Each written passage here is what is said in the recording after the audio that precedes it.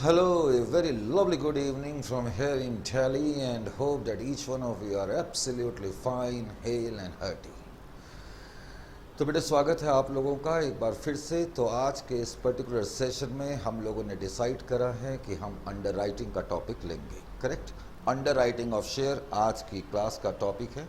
तो under writing मैं जरा बोर्ड में भी लिख दूं, underwriting of shares. This is the topic which we are going to start today, underwriting of shares.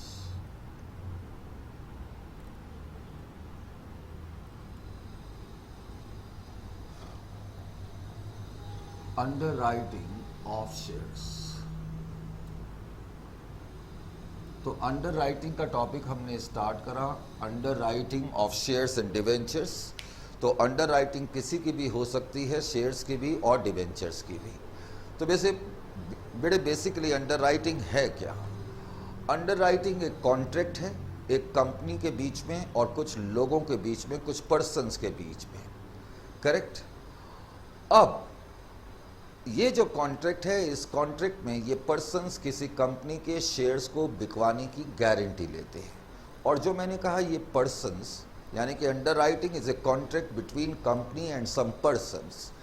तो ये जो पर्सन्स हैं, ये इंडिविजुअल्स भी हो सकते हैं, ये फर्म्स भी हो सकती है, ये कोई कंपनी भी हो सकती है, ये कोई इंस्टीट्यूशन भी हो सकता है।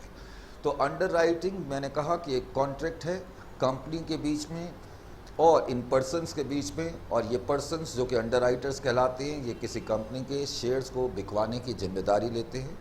और ये बताने की ज़रूरत नहीं कि अगर कंपनी के पास रेस्पॉन्स एक्सपेक्टेड लाइंस पे नहीं पहुंचेगा, यानी कि कुछ अगर शॉर्टेज होगी, तो शॉर्टेज को यानी कि खरीदने की जिम्मेदारी जो होगी फिर इन अंडर राइटर्स की होगी। सपोज अंडर राइटर्स किसी कंपनी को गारंटी देते हैं कि हम आपके 10,000 शेयर बिकवा देंगे, और 9,000 शेयर के लिए अगर सब्सक्रिप्शन आता है, तो जो डेफिशिएंसी है, जो शॉर्टेज है 1,000 शेयर्स की, वो 1,000 शेयर्स अंडर राइटर्स को खरीदने पड़ेंगे। बिकॉज अंडर राइटर्स किसी कंपनी के शेयर्स को बिकवाने की गारंटी लेते हैं, यानी कि वो कुछ रिस्क उठा रहे हैं, तो जाहिर है कि उनको हमें कंपनसेट करना पड़ेगा। तो एक कंपनी अंडर राइटर्स को उनकी सर्विसेज के लिए कुछ कंसिडरेशन भी देती है, जिसको कि हम लोग अंडर राइटिंग कमीशन कहते हैं। अंडर राइटिंग कमीशन कंपनी के लिए लॉस है और अंडर राइटर्स के लिए गेन है, ये बताने की ज़रूरत नहीं है। बाद में इस चैप्टर में हम ये भी देखेंगे कि जो अंडर राइटिंग है बेसिकली वो 3 टाइप्स की होती है।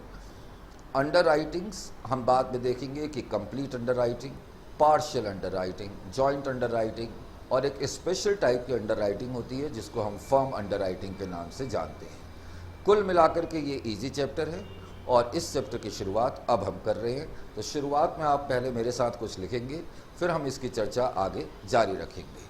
करेक्ट। तो सबसे पहले तो आप मेरे साथ लिखें,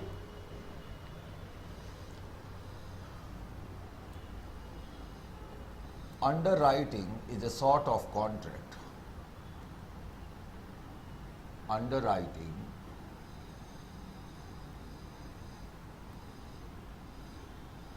is a sort of contract. Is a sort of contract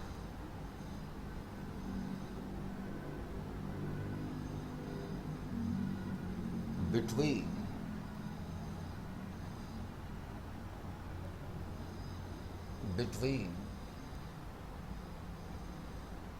a company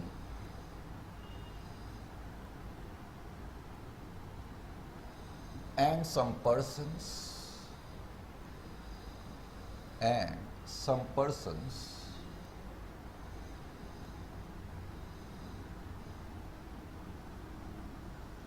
who undertake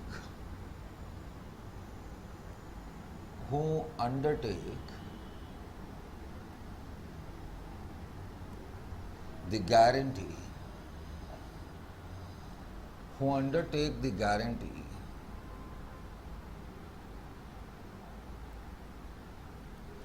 to get the shares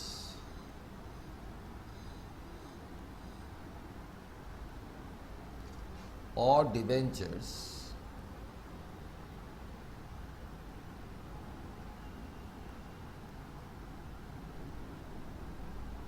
subscribed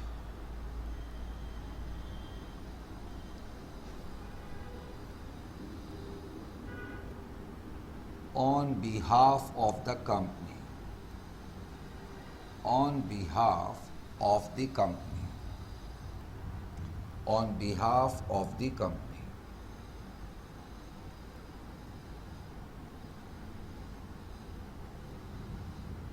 on behalf of the company. अब बेटे मैंने यहाँ पर एक सेंटेंस लिखा है, it is a contract between a company and some persons. और अभी अभी मैंने तुमसे कहा कि जो टर्म पर्सन है इसमें कोई इंडिविजुअल भी शामिल हो सकता है, कोई इंस्टीट्यूशन भी शामिल हो सकता है, कोई फर्म भी शामिल हो सकती है, कोई कंपनी भी शामिल हो सकती है। तो इसमें आगे लिखें नेक्स्ट पैराग्राफ पे,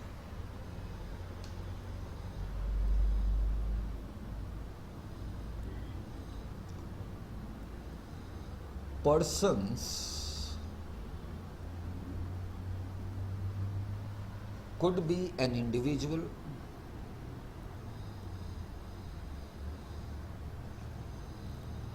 could be an individual,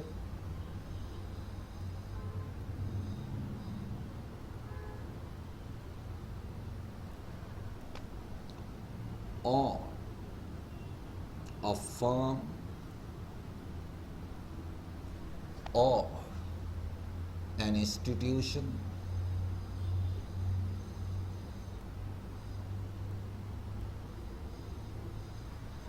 or a company, और a company।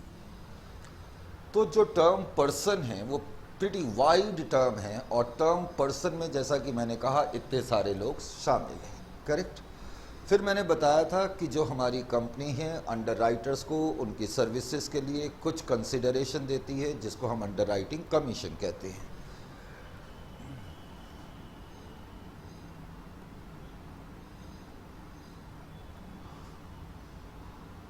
अंडर राइटर्स, पहले तो मैं ये भी लिख दूं, such persons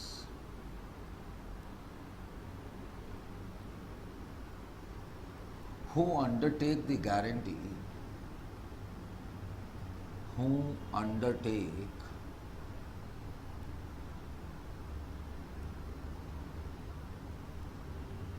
the guarantee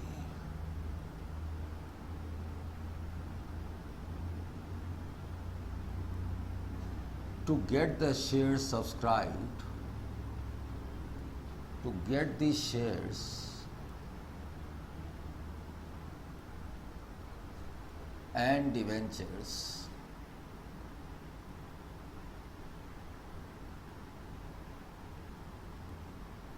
subscribed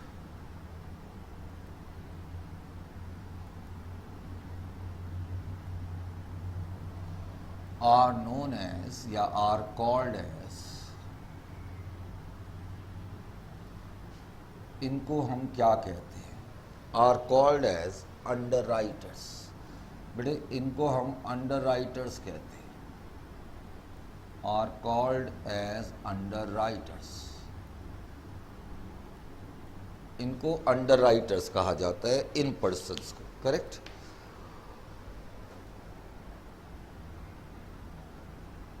underwriters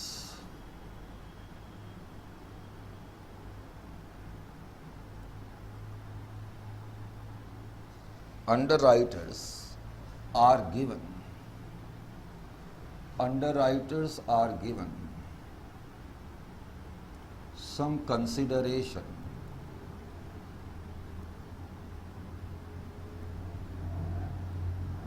for their services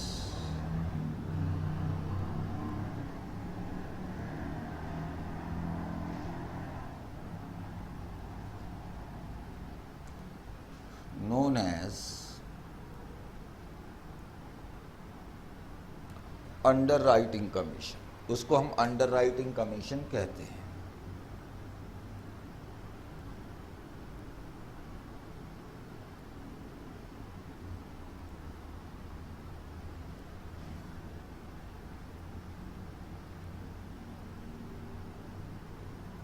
underwriting commission, correct?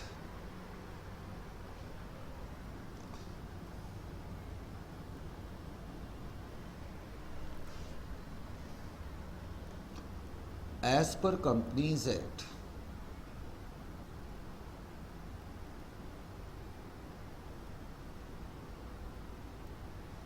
as per Companies Act 2013,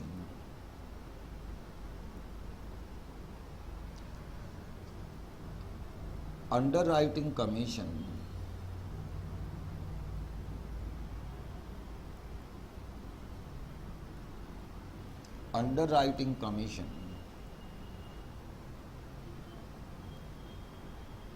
should not exceed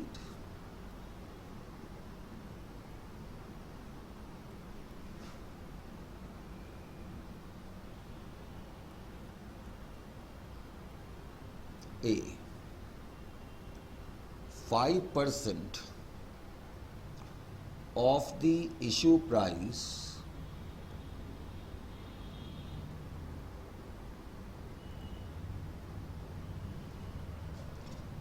in case of shares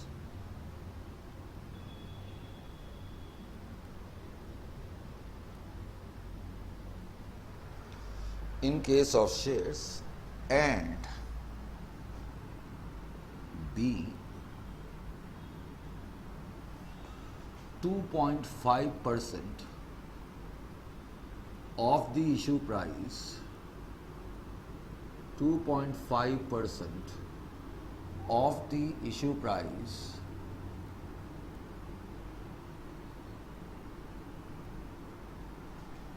in case of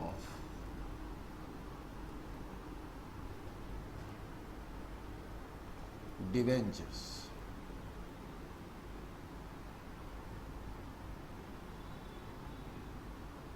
in case of debentures, तो बेटे ये मैक्सिमम लिमिट है।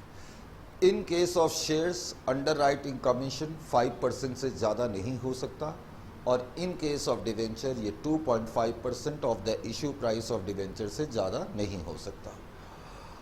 अब बेटे India में जो under writing का scene है, जो अंडर राइटिंग का सिनेरियो है, जो अंडर राइटिंग का क्षेत्र है, ये बेसिकली डोमिनेटेड है प्राइवेट सेक्टर के द्वारा। जो प्राइवेट सेक्टर इंस्टीट्यूशंस हैं, प्राइवेट सेक्टर स्पेशलाइज्ड एजेंसीज हैं, ये लोग अंडर राइटिंग के बिजनेस को डोमिनेट करते हैं। जैसे कि इंडिया में आज की डेट में सबसे बड़ा अंडर राइटर कौन है? Standard chartered bank of India, correct? Standard Chartered Bank of India is the biggest player as far as underwriting business is concerned. Is it clear to you? लेकिन पिछले कुछ टाइम से जो पब्लिक सेक्टर बैंक्स हैं वो भी competition में आ गए, और अब पब्लिक सेक्टर बैंक भी अंडरराइटिंग जो हैं करते हैं। तो ये भी थोड़ा बहुत आपको मालूम होना चाहिए, तो थोड़ा सा मैंने लिख ही दिया। In India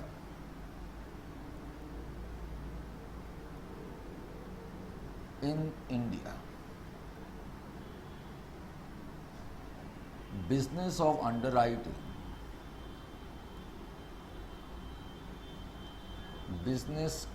underwriting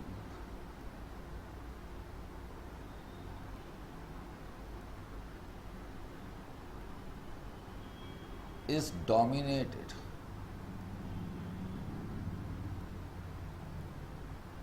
by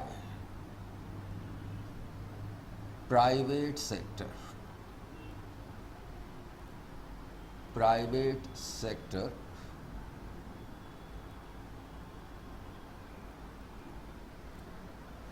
Standard Chartered Bank of India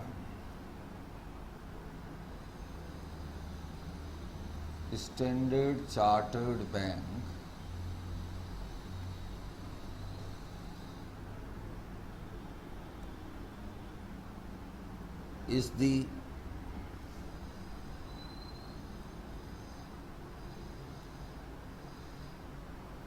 biggest underwriter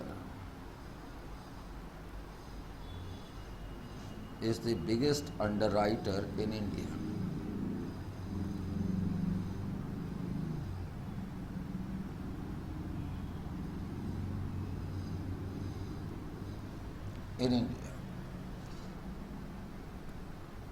however of late,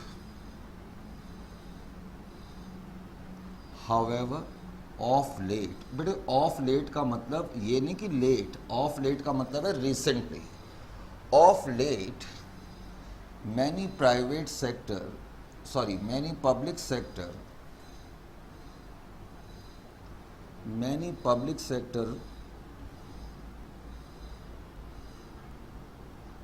banks have also started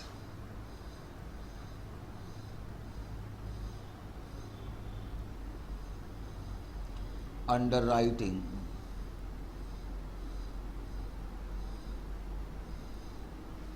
of shares and debentures.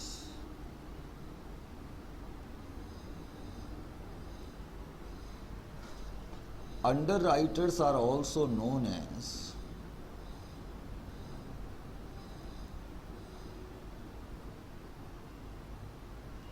underwriters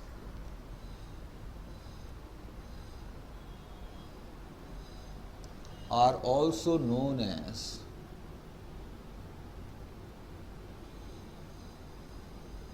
underwriters are also known as lead managers.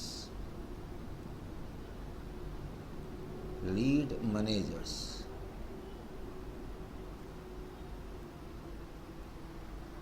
इनको हम लीड मैनेजर्स भी कहते हैं, correct. आप कभी company के prospectus को देखेंगे, जब कोई कंपनी मार्केट में अपने शेयर इशू करती है या कोई आईपीओ जब होता है, तो उसमें जब प्रोस्पेक्टस आता है तो आप प्रोस्पेक्टस को देखेंगे, उसमें लिखा रहेगा लीड मैनेजर्स, करेक्ट। अब जो अंडरराइटिंग होती है वो कितने प्रकार की होती है? Underwriting. Underwriting is of following types. Underwriting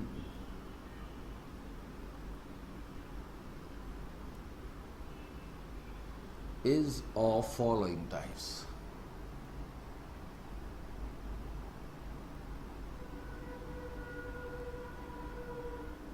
Is of following types. तो अंडरराइटिंग जो है वो इतने टाइप की होगी। A, complete underwriting, complete underwriting,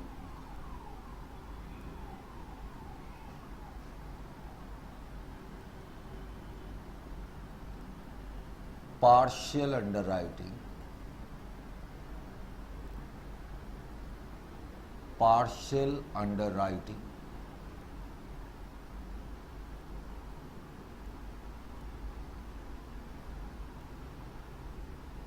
C,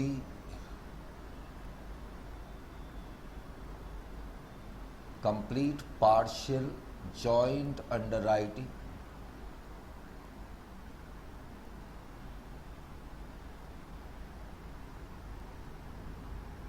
joint underwriting, and D, firm underwriting, firm underwriting,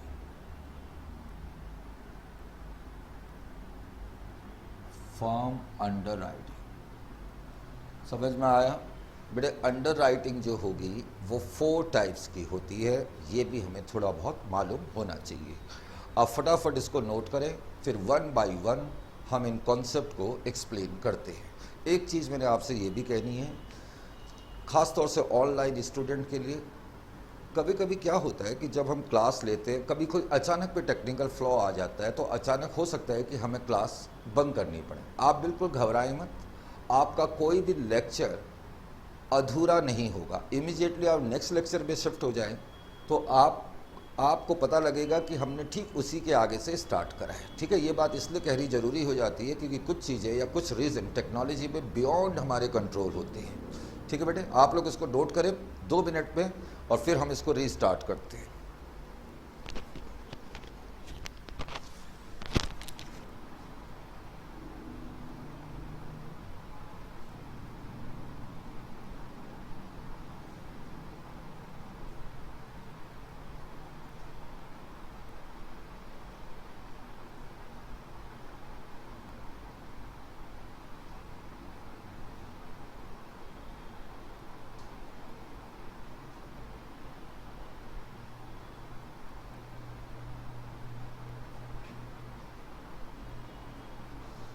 हाँ, नोट कर लिया आप लोगों ने? बच्चे कह रहे हैं कि हमने साथ साथ नोट कर लिया है। बच्चे कह रहे हैं कि हमने साथ साथ नोट कर लिया है, तो चलो ठीक है, अब हम आगे स्टार्ट करते हैं। करेक्ट। तो इस थ्योरेटिकल कॉन्सेप्ट को देखने के बाद अब हम क्या करते हैं, अब आपके इन कॉन्सेप्ट को अब एक्सप्लेन करने की कोशिश करते हैं।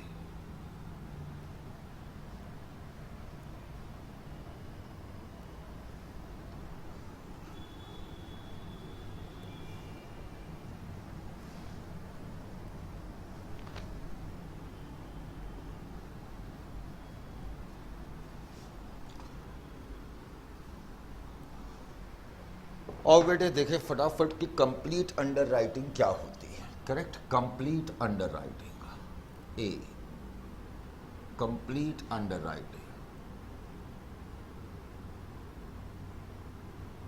Complete under writing.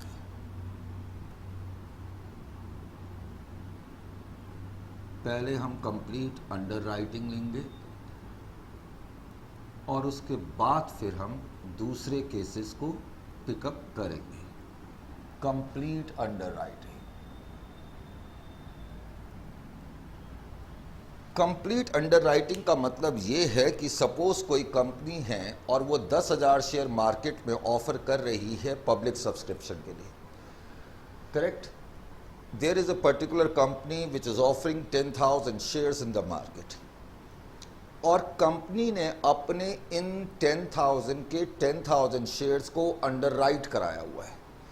When whole issue या 100% of the issue is under written, तो उसको हम कंप्लीट अंडर राइटिंग कहेंगे। करेक्ट। यानी कि इस कंपनी ने अपने सारे के सारे शेयर्स को बिकवाने की जिम्मेदारी अंडर राइटर्स को दी हुई है। जब किसी कंपनी का कंप्लीट या 100% इश्यू अंडर राइटर्स के द्वारा अंडर राइट करा गया होता है, उसको हम कंप्लीट अंडर राइटिंग कहते हैं। सिंपल सी चीज। When entire issue,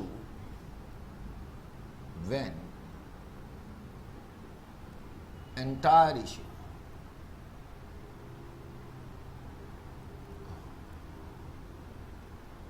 when entire issue is underwritten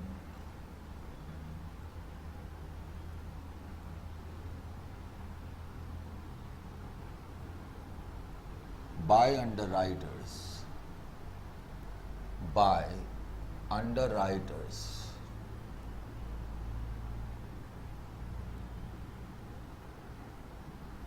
then it is known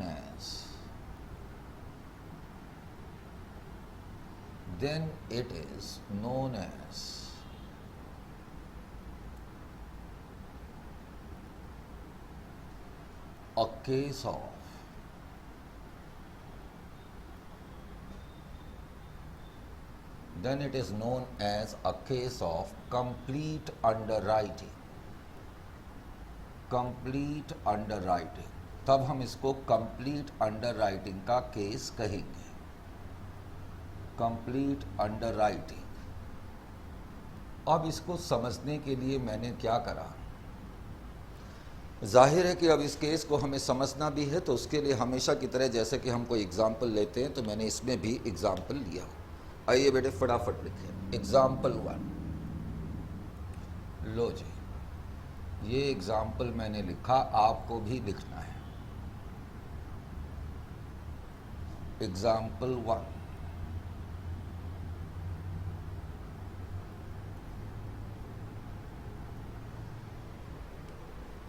अब इस एग्जाम्पल में मैंने क्या लिखा,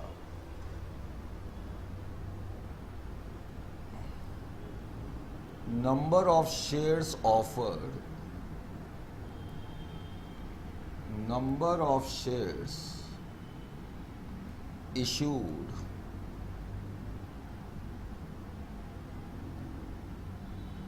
for public subscription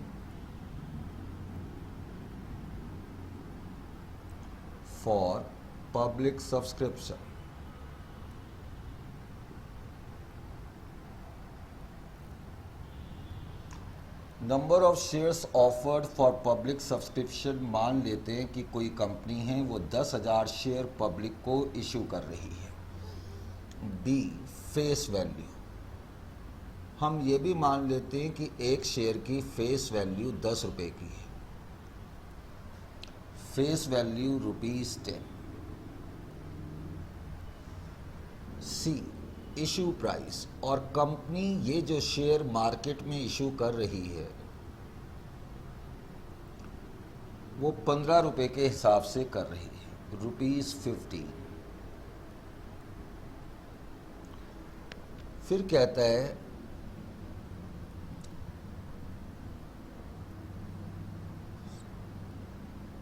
shares under written, shares under written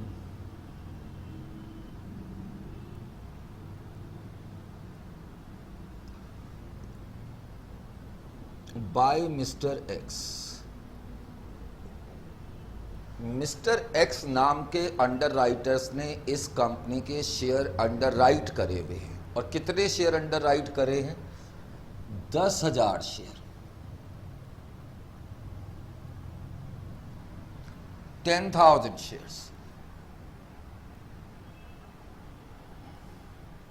यानी कि जितने भी शेयर पब्लिक को इशू करे जा रहे हैं, 100% of the issue is being underwritten by the underwriter, और अंडरराइटर का नाम है मिस्टर एक्स, वो इंडिविजुअल है।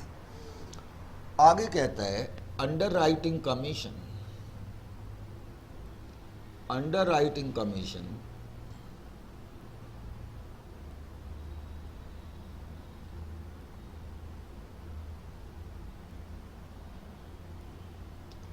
underwriting commission is 4%, underwriting commission 4% है। और कंपनी के पास कितनी एप्लीकेशंस आई? एप्लीकेशंस रिसीव्ड,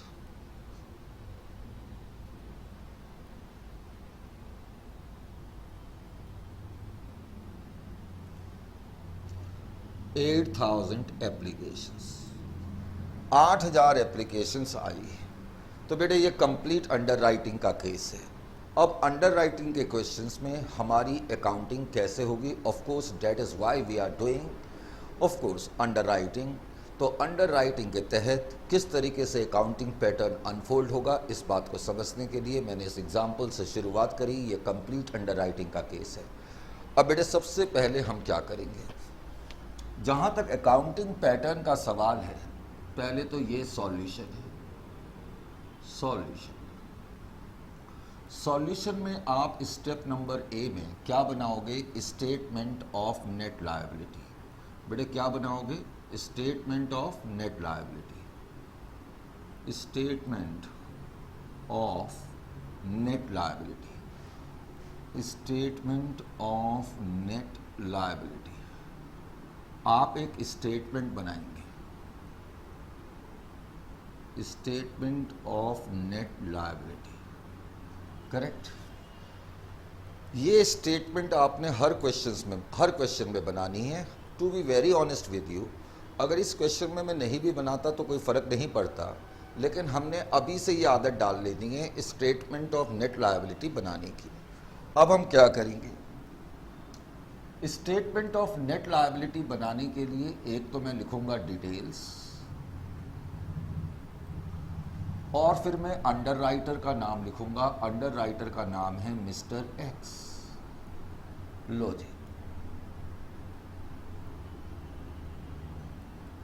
बस इतना सा काम आपने करना है।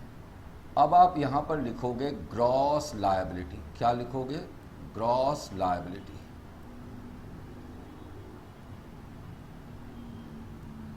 Gross liability. ग्रॉस लायबिलिटी का मतलब क्या है? जल्दी से मुझे आंसर बताओ। आपने किसी कंपनी के 10,000 शेयर को बिकवाने की गारंटी ली है।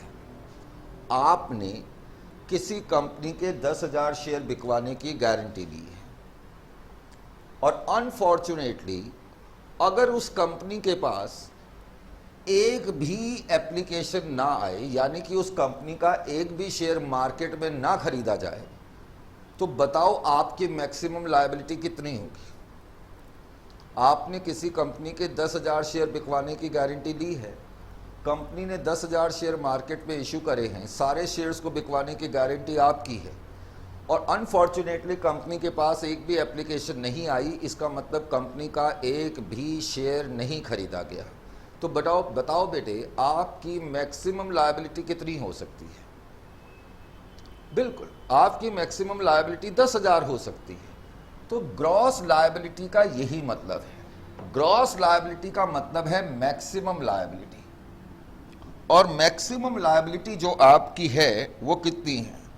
मैक्सिमम लायबिलिटी 10,000, क्योंकि आपने 10,000 शेयर खरीदने की गारंटी ली हुई है, 10,000 शेयर बिकवाने की गारंटी ली हुई है।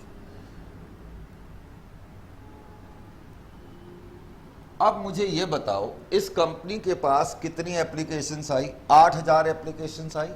Very good. तो इस कंपनी के पास 8,000 एप्लीकेशंस आ गई, एप्लीकेशंस रिसीव्ड, यानी कि 10,000 में से 8,000 शेयर पब्लिक ने खरीद लिए। कितने शेयर इस कंपनी के नहीं खरीदे। इस कंपनी के कितने शेयर नहीं खरीदे। 2,000 शेयर नहीं खरीदे गए। अब बेटे ये 2,000 शेयर जो नहीं खरीदे गए, जल्दी से मुझे बताओ, आप लोग फटाफट बताओ। 10,000 में से 8,000 शेयर खरीद लिए, और कितने शेयर नहीं खरीदे। 2,000। अब ये शेयर किसको खरीदने पड़ेंगे। ये आपको खरीदने पड़ेंगे, क्योंकि आप लोग अंडर राइटर हो। तो आपकी नेट लायबिलिटी कितनी हो गई। 2,000 शेयर खरीदने की। This is your net liability. Sir ये तो बड़ा इजी है। हाँ बेटे इजी है, इसमें कोई डाउट नहीं है। तो आपको इस कंपनी के अब 2,000 शेयर खरीदने पड़ेंगे, क्योंकि आपने वादा करा था कि आप इस कंपनी के 10,000 शेयर बिकवा देंगे, लेकिन अनफॉर्चुनेटली इस कंपनी के केवल 8,000 शेयर बिके। जो शेयर नहीं बिके उनको खरीदने की जिम्मेदारी अब सिर्फ और सिर्फ आपकी है। यहाँ तक ठीक है, कोई डाउट तो नहीं है, पक्का नहीं है। चलो अब हम आगे बढ़ जाते हैं। अब है दूसरा स्टेप सॉल्यूशन का। दूसरा स्टेप है जर्नल एंट्रीज। बेटा आपको इसमें जर्नल एंट्रीज भी करनी है। सर जर्नल एंट्रीज भी। हाँ बेटे जर्नल एंट्रीज भी करनी है। लो जी, आपने जर्नल एंट्रीज करना शुरू करा। Journal entries,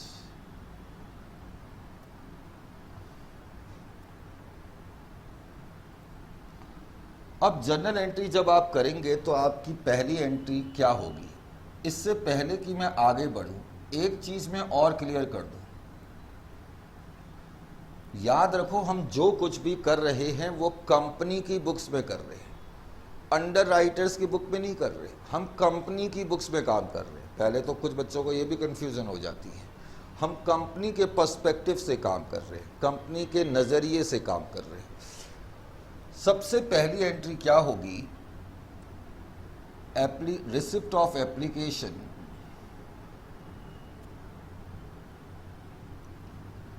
receipt of applications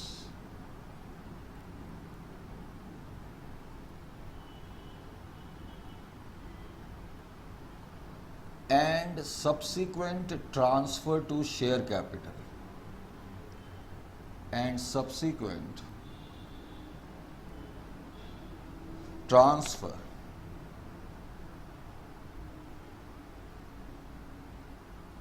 to share capital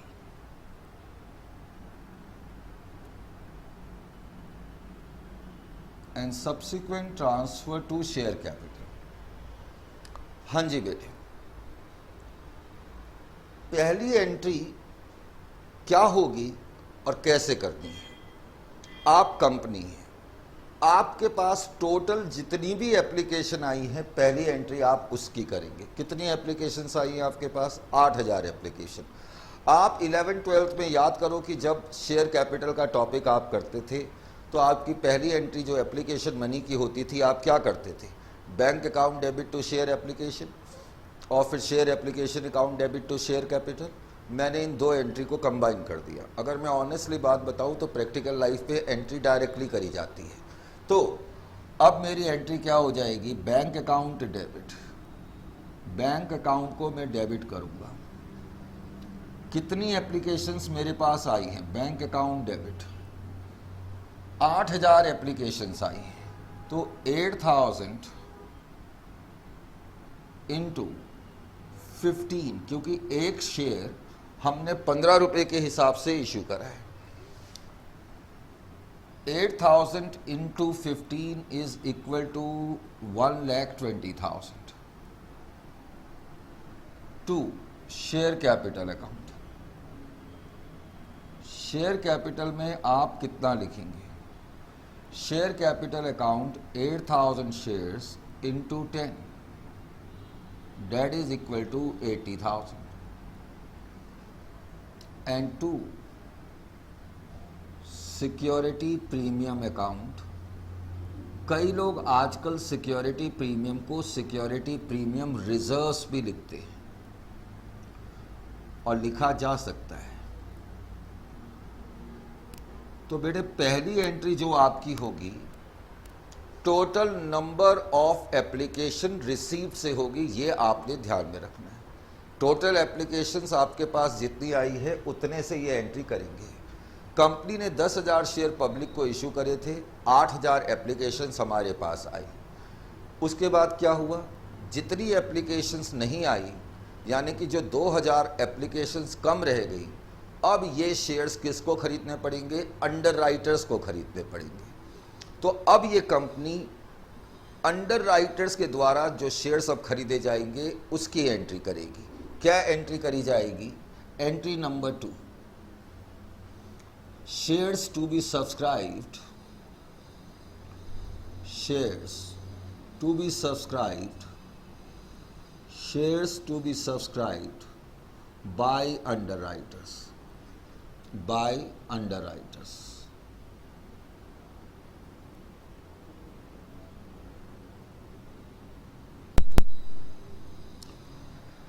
अब अंडर राइटर जो कि इस केस में मिस्टर एक्स है, चलो मैं अंडर राइटर लिख देता हूं।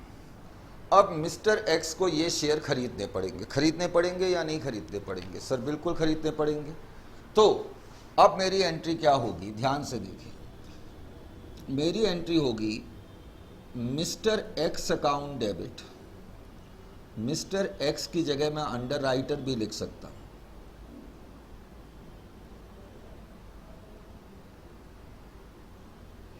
अब बेटे बताओ अंडर राइटर को कितने शेयर खरीदने पड़ेंगे, 2,000 शेयर खरीदने पड़ेंगे। तो 2,000 इंटू 15, अंडर राइटर को 2,000 शेयर खरीदने पड़ेंगे। 30,000 रुपये to share capital account.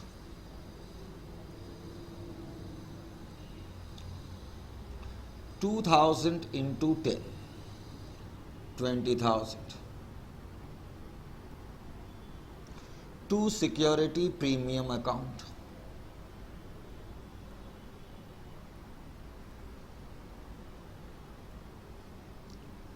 $2,000 into 5,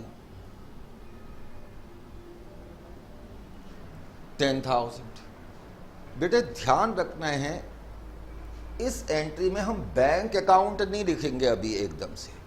इस एंट्री का मतलब है कि हमारी कंपनी ने अंडर राइटर से इतना पैसा लेना है। अंडर राइटर अभी हमारा डेटर है, हमारी कंपनी ने उससे 30,000 रुपये लेने हैं। हम एकदम से पैसा रिसीव नहीं करेंगे, समझ में आ गया। उसके बाद अब हम क्या करेंगे, उसके बाद हम लिखेंगे next entry, third entry.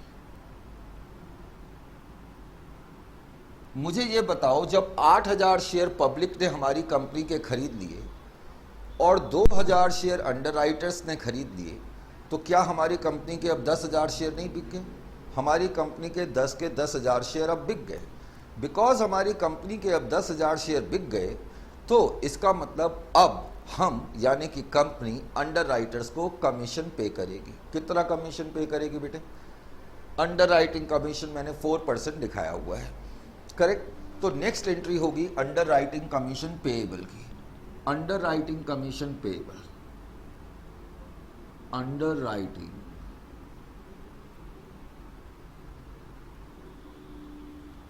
commission payable।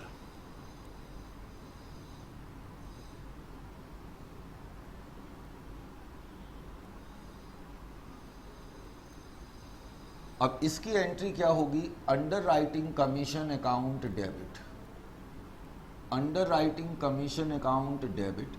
Underwriting commission company के लिए नुकसान है, खर्चा है। टू अंडरराइटर अकाउंट, अंडरराइटर का नाम है मिस्टर एक्स, ब्रैकेट में मैं लिख दूंगा अंडरराइटर।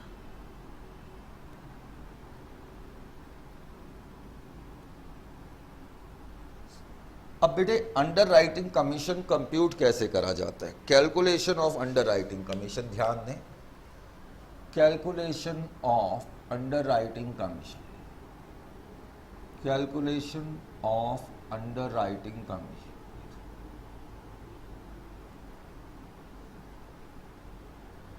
अब अंडरराइटिंग कमीशन हम कंप्यूट कैसे करते हैं, अंडरराइटिंग कमीशन कंप्यूट करने का तरीका क्या है, ग्रॉस लायबिलिटी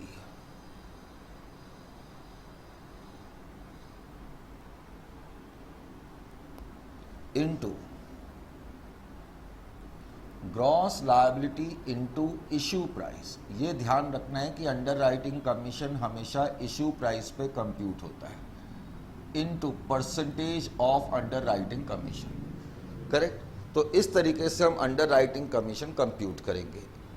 अब इस केस में मिस्टर एक्स का अंडरराइटिंग कमीशन कितना बनेगा, ये कैसे कंप्यूट करेंगे, पहले तो हम ये देखेंगे कि उसकी ग्रॉस लायबिलिटी कितनी है।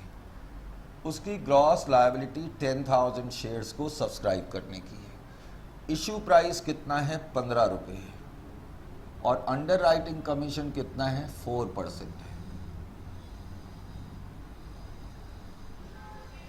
तो जल्दी से बताओ कि अंडरराइटिंग कमीशन कितना बन गया। हाँ जी, मैंने कैलकुलेटर भी ले लिया है, आप भी बताओ। 1,50,000 यानी कि 10,000 इंटू 15 इंटू 4%, तो 6,000 रुपये जो है अंडरराइटिंग कमीशन बन गया कि नहीं बन गया, सर बिल्कुल बन गया। तो 6,000 रुपये अंडरराइटिंग कमीशन। अब हमने अंडरराइटर को 6,000 रुपये देने हैं, इसका मतलब ये है इस एंट्री का, पहले तो मतलब बिल्कुल क्लियर हो जाना चाहिए। You are suppose to pay 6,000 to the underwriters at this particular moment. अब पूरी कहानी ये बन गई कि हमारी कंपनी ने अंडरराइटर से 30,000 रुपये लेने हैं और 6,000 रुपये उसको देने हैं। अब हम क्या करेंगे, नेट सेटलमेंट की एंट्री कर देंगे, नेट सेटलमेंट। तो नेट सेटलमेंट की एंट्री क्या हो जाएगी, net settlement of dues. Net settlement of dues का मतलब है कि हमारी कंपनी ने 30,000 रुपये उससे लेने हैं और 6,000 उसको देने हैं, तो नेट अमाउंट हम उससे कितना रिसीव करेंगे, 24,000। तो उसकी एंट्री हम कर देंगे bank account debit 30,000 minus 6,000, that is 24,000 to mister x account. Mister x कौन है, अंडरराइटर है, अंडरराइटर अकाउंट, that is 24,000। तो इस तरीके से अंडरराइटिंग में हमें मूव करना पड़ेगा। समझ में आ गया बेटे, इसको फटाफट नोट करें और फिर इसके बाद हम केस लेंगे एग्जाम्पल 2, फिर हम लेंगे पार्शियल अंडरराइटिंग का। जल्दी लिखें।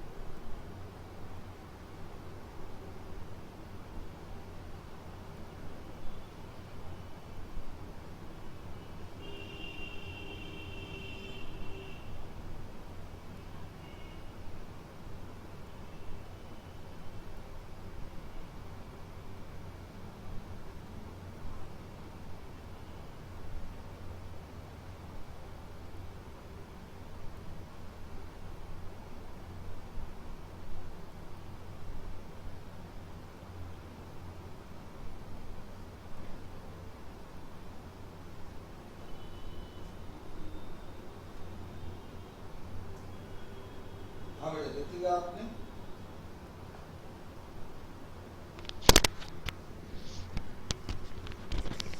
माइक लगाना भूल गया था। हाँ जी, लिख लिया आपने।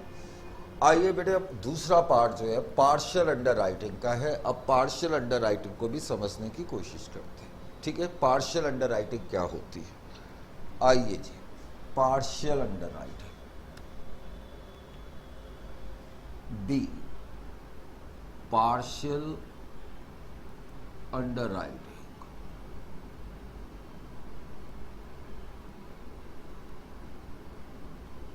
Partial under writing.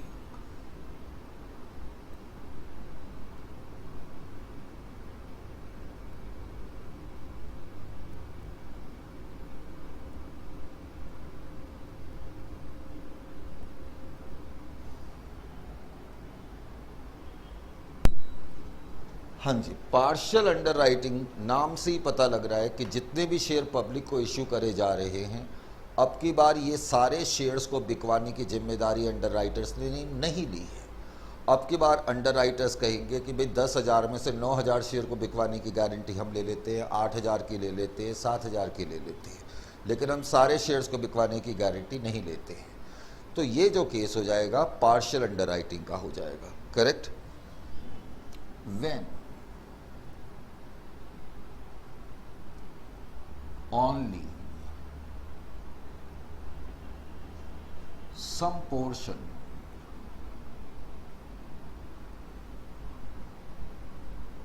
when only some portion of the issue is underwritten,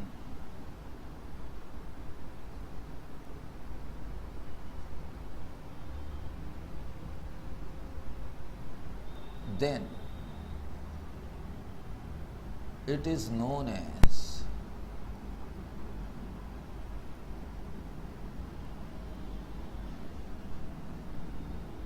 partial underwriting. Then it is known as partial underwriting. तो तब हम इसको partial underwriting कहेंगे, partial underwriting।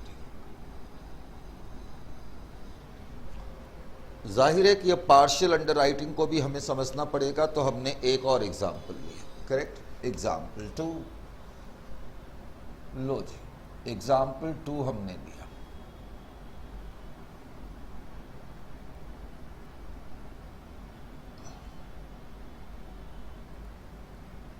एग्जाम्पल 2 में भी मैंने तकरीबन वही फिगर्स लिखी, करेक्ट। एग्जाम्पल 2 में भी मैंने वही फिगर्स लिखी। A, number of shares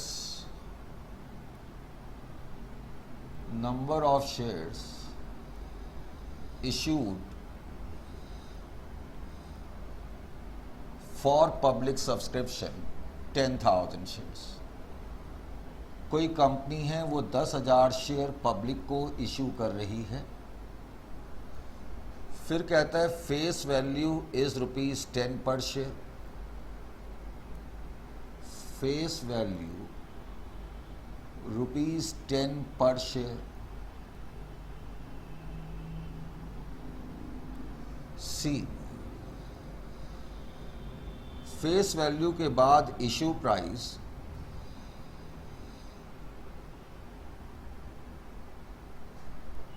₹15 पर share.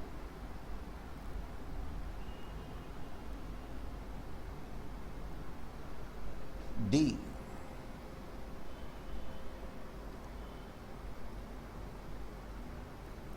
%90 of the issue, 90% of the issue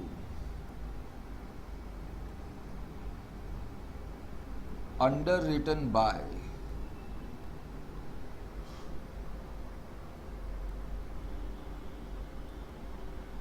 mister छोड़ो, Messrs broker and company.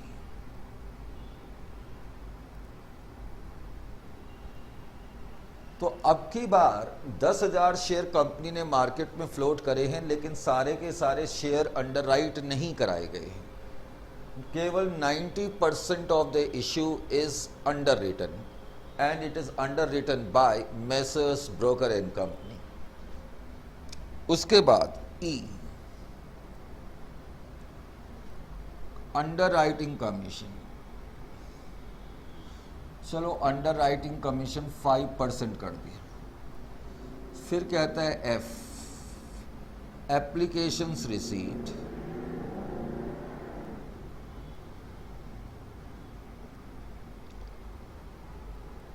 Applications received, applications जो रिसीव हुई हैं 8000 एप्लीकेशन, एक बार फिर से ऑलमोस्ट पिछले क्वेश्चन की तरह।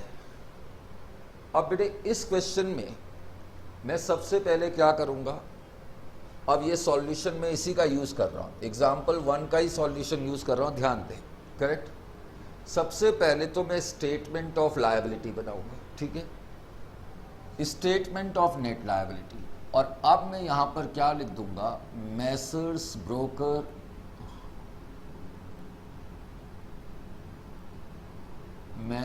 Brokers and company.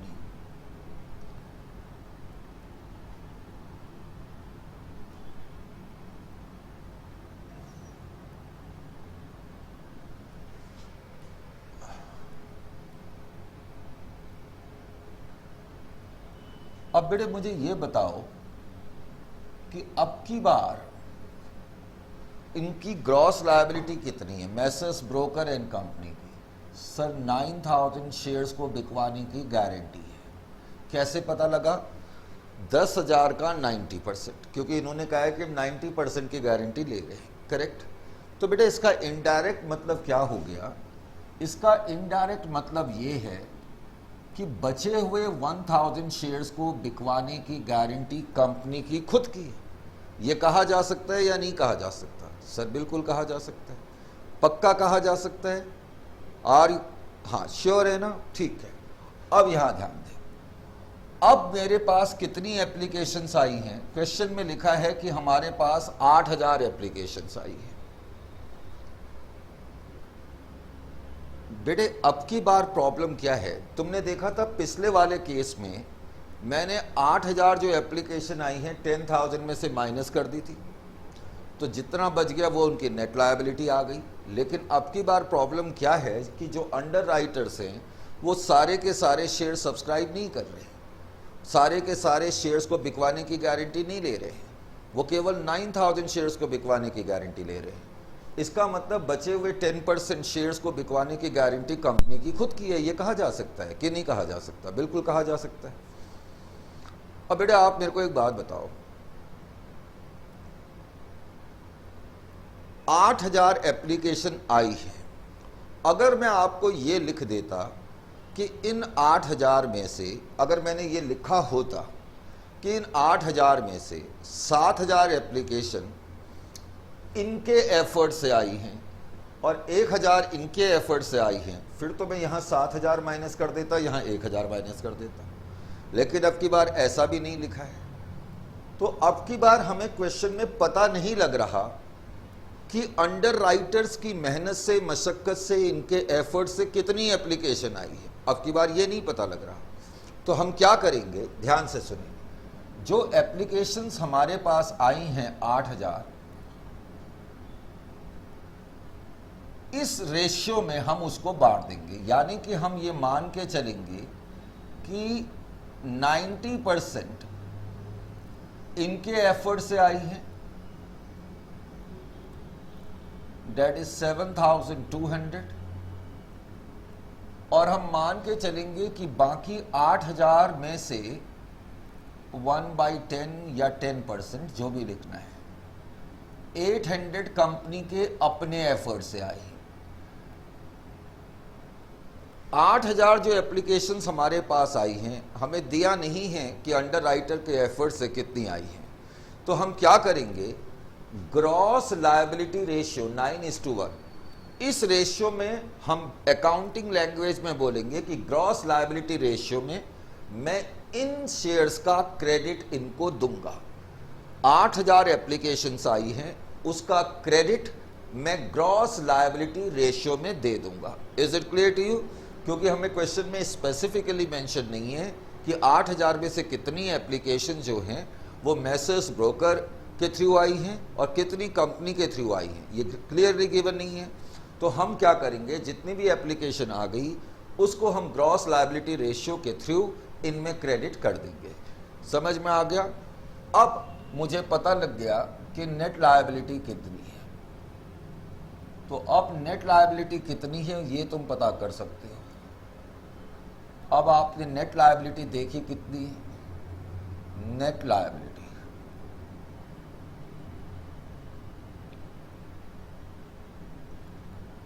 तो आपको पता लग गया कि मैसर्स ब्रोकर एंड कंपनी को 1800 शेयर खरीदने पड़ेंगे, क्योंकि इन्होंने हमारी कंपनी के 9000 शेयर को बिकवाने की गारंटी दी थी। बाबा 9000 शेयर को बिकवाने की गारंटी दी थी या नहीं दी थी? दी थी।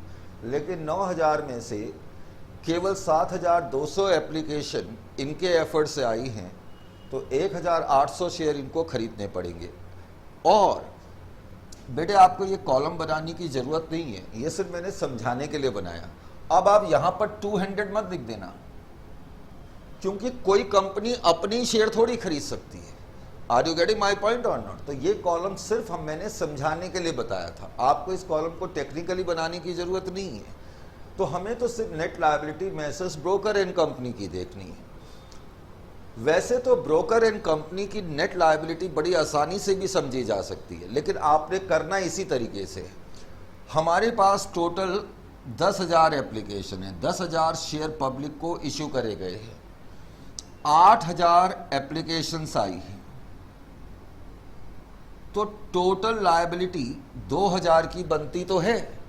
लेकिन अब की बार मैसर्स ब्रोकर एंड कंपनी केवल 90% शेयर अंडर राइट कर रहे हैं, तो मैं 1 मिनट में 1800 डायरेक्टली भी कंप्यूट कर सकता था। लेकिन आपने ये तरीका सीखना ही सीखना है, क्योंकि हम आगे के एंगल से देख रहे हैं, हमें आने वाले क्वेश्चन में यही टेबल बनाना पड़ेगा। Is it clear to you? तो इसलिए आपको यही प्रैक्टिस करनी है। अब हम इसकी एंट्रीज करेंगे।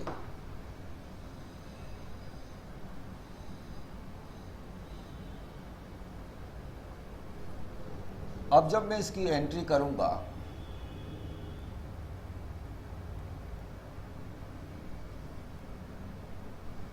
तो सेकंड पार्ट है एंट्रीज का।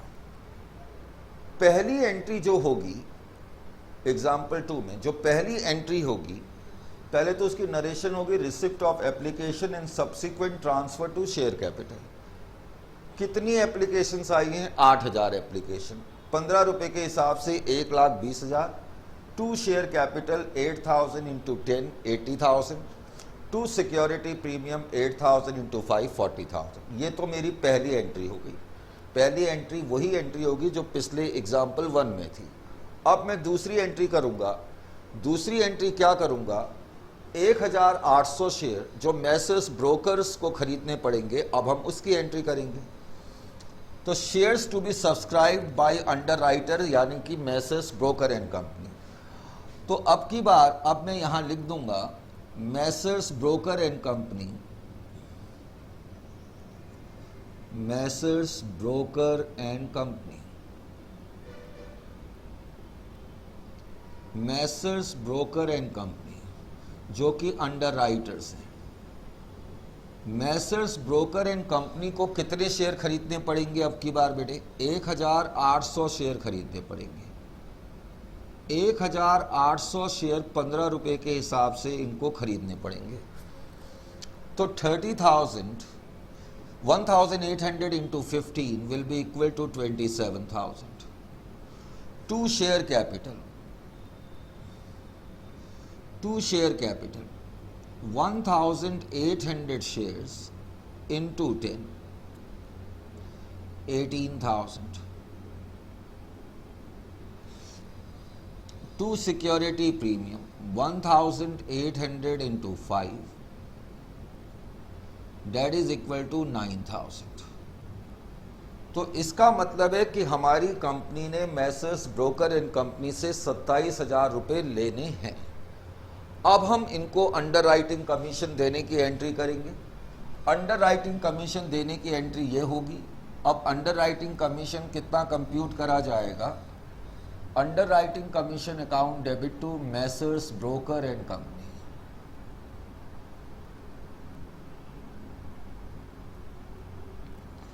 जो कि अंडर राइटर्स है। अब इनको कितना अंडर राइटिंग कमीशन देंगे? बेटे अब की बार इनकी ग्रॉस लायबिलिटी 9000 शेयर्स खरीदने की है, तो 9000 shares into issue price into 5%, तो ये इनका अंडर राइटिंग कमीशन बन जाएगा। अब अंडर राइटिंग कमीशन कितना बन गया? 9000 इंटू 15 इंटू 5%, डेट इज 6750। तो अंडर राइटिंग कमीशन 6750।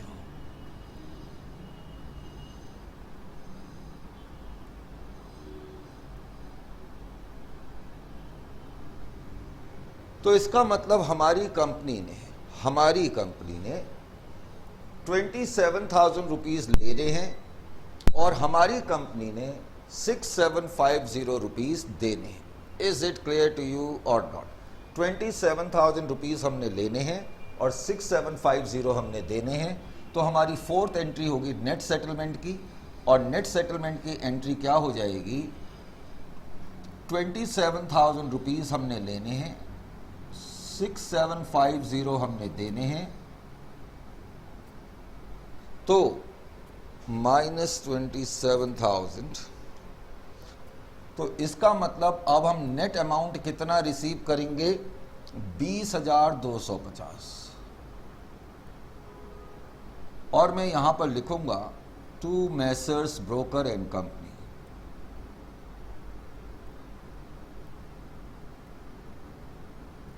तो मैसर्स ब्रोकर एंड कंपनी से नेट अमाउंट हम इतना रिसीव करेंगे। This is your partial under writing. समझ में आ गया बेटे पार्शियल अंडर राइटिंग का कॉन्सेप्ट क्या है? Is it clear to you or not? तो इस पर्टिकुलर सेशन को हम यहीं पर फिनिश करेंगे।